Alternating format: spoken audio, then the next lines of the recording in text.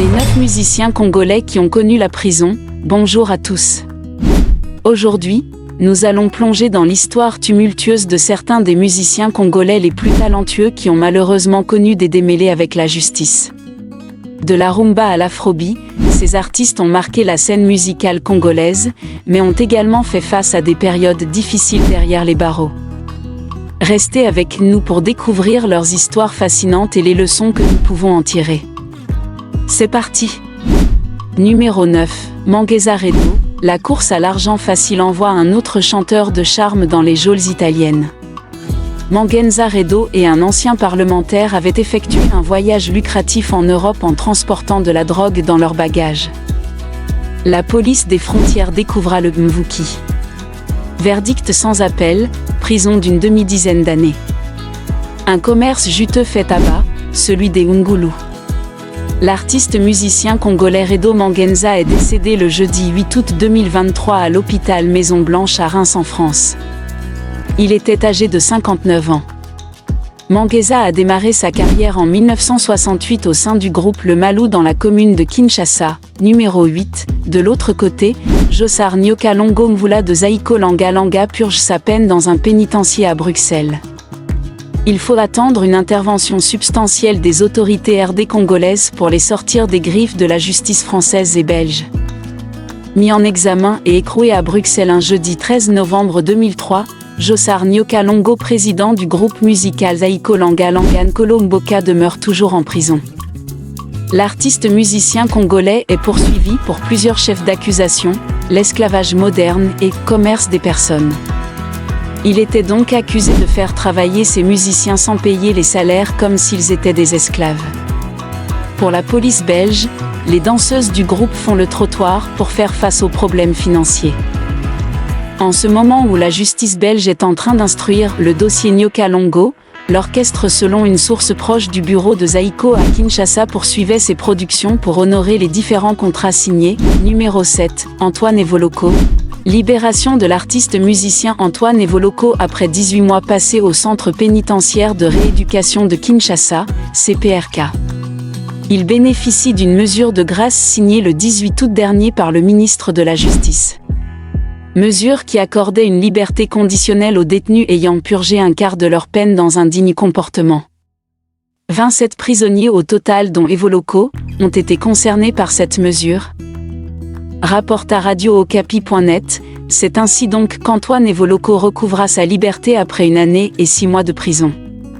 Cet artiste musicien, condamné à 10 ans et puis à 5 ans de prison ferme après appel, pour un cas de viol, est l'un de 27 bénéficiaires de la grâce du gouvernement.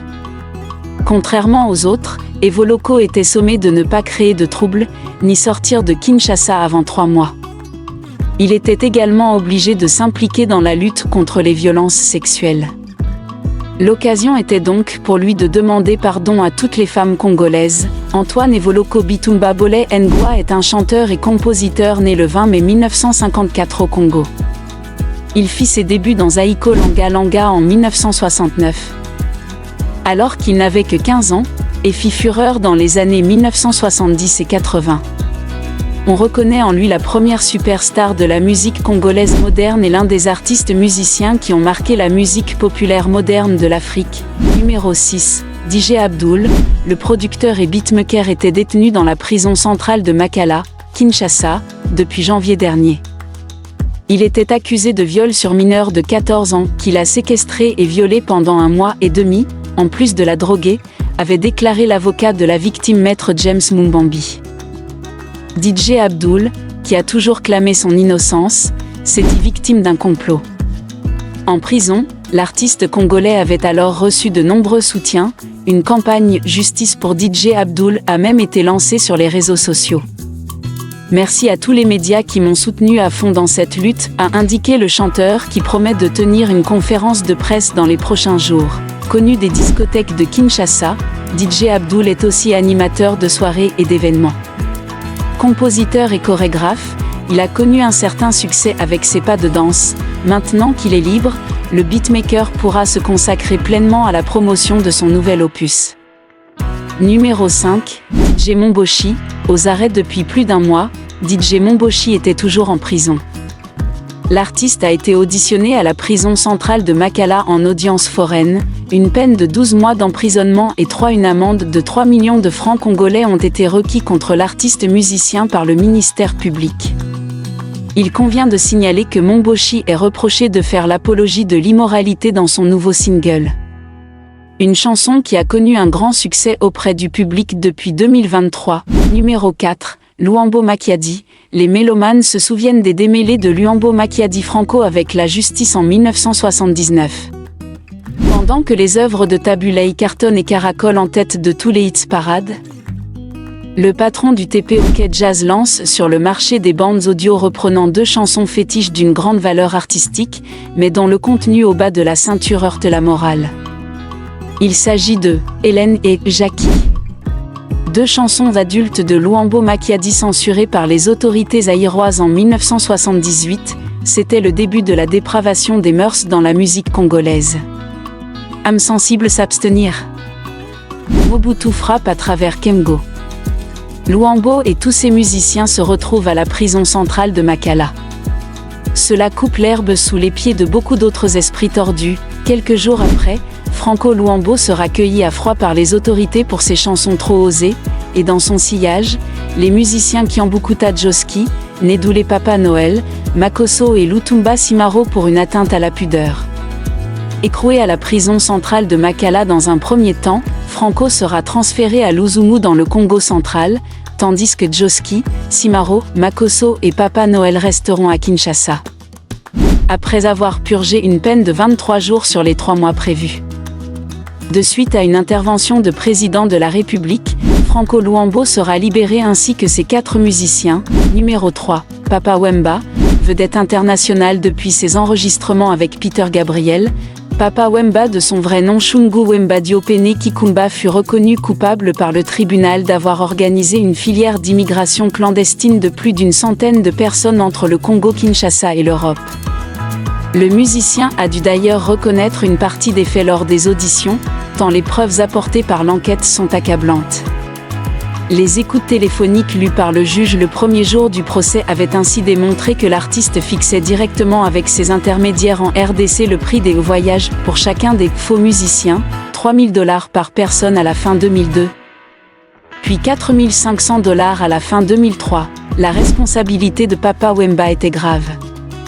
Au moins à partir de novembre 2002, il était à la tête de cette organisation. Sans la caution de sa personnalité, rien n'aurait été possible, a ainsi affirmé le procureur qui avait requis 5 ans d'emprisonnement à l'encontre du chanteur, et 18 mois à 4 années d'emprisonnement contre ses 8 co-prévenus, pour la plupart producteurs de spectacles. Des réquisitions assorties de sursis dont ont bénéficié l'ensemble des condamnés. Papa Wemba en effet n'était pas retourné en prison car il avait déjà effectué près de 4 mois de détention préventive à la maison d'arrêt de Fleury-Mérogis lors de l'enquête en 2003. Ce fut un soulagement pour les fans en France comme en RDC. Papa Wemba rentre avec moi à Kinshasa où nous allons organiser des concerts pour fêter ça, avait ainsi déclaré Verki, le président de la très officielle Société nationale des musiciens congolais de l'époque à la sortie du tribunal. Numéro 2, Koffi Olomide. Après son audition, au parquet de grande instance de Gombe, le chanteur congolais Koffi Olomide était placé sous mandat d'arrêt provisoire à la prison centrale de Makala. Le parquet le poursuivait pour coups et blessures volontaires administrés en public à l'une de ses danseuses. Les faits avaient eu lieu à Nairobi, au Kenya, d'où l'artiste musicien congolais avait été expulsé suite à cet acte. Au sortir de l'audition, Maître Tony Mwaba Kazadi, l'un des avocats de Koffi Olomide, indiquait que l'instruction se poursuivait. L'instruction allait continuer mais avec Koffi en privation de liberté. On l'acheminait à la prison centrale de Makala. Pour la loi, c'est 5 jours et après on verra, a expliqué Maître Tony Mwaba Kazadi. Selon l'avocat de Koffi Olomide, le fait reproché à Koffi Olomide avait déjà été classé sans suite. Des sources judiciaires renseignaient qu'il y avait plusieurs plaignants, notamment le ministère kényan du genre et l'État congolais à travers les ministères provincial et central du genre. Maître Tony Mwaba se voulait prudent et ne confirmait pas ces faits. Numéro 1. L'artiste musicien Ferré Gola était en détention à Paris en France. Contrairement à ce qui se racontait sur les réseaux sociaux, il est arrêté pour une affaire privée, familiale. Ferregola avait été condamné par défaut, confirma, à Top Congo FM, son avocat Maître Hugues Matadi, qui refusa cependant de dévoiler la peine infligée à l'artiste musicien Ferregola parce que les gens aiment bien spéculer. C'est une condamnation, mais elle ne pouvait pas faire peur, il rassura que toutes les dispositions avaient été prises. Mes confrères qui sont à Paris ont pris le relais pour dire au juge qu'il n'a jamais refusé de se présenter, mais qu'il n'avait jamais reçu d'invitation parce qu'il avait changé d'adresse. Que s'était-il passé? C'est une affaire qui date de 2013. Il a voulu ramener sa fille à la raison. Mais, cela a été mal pris à l'école. On lui avait envoyé des invitations. Malheureusement, Ferregola avait changé d'adresse. Mais la justice continuait à envoyer les invitations à son ancienne adresse. Estimant qu'il a refusé de se présenter, il a été condamné par défaut. Maître Hugues Matadi révèle qu'à l'époque des faits, sa fille était mineure. Elle avait 13 ans. Les assistants sociaux ont porté cette affaire devant la justice pour voir s'il y avait un manquement de parents vis-à-vis de l'enfant.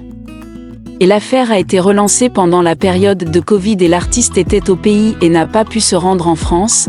Son avocat demanda à la ministre de la Culture de s'impliquer. Ferregola est l'un des ambassadeurs de notre culture. Le soutien du ministère de la Culture est important. Il avait remercié aussi tous ses collègues artistes musiciens pour cet élan de solidarité avec des messages de soutien principalement relayés sur les réseaux sociaux. Merci d'avoir regardé la vidéo jusqu'à la fin. Si vous avez aimé cette vidéo, n'oubliez pas de vous abonner pour ne manquer aucune de nos futures aventures.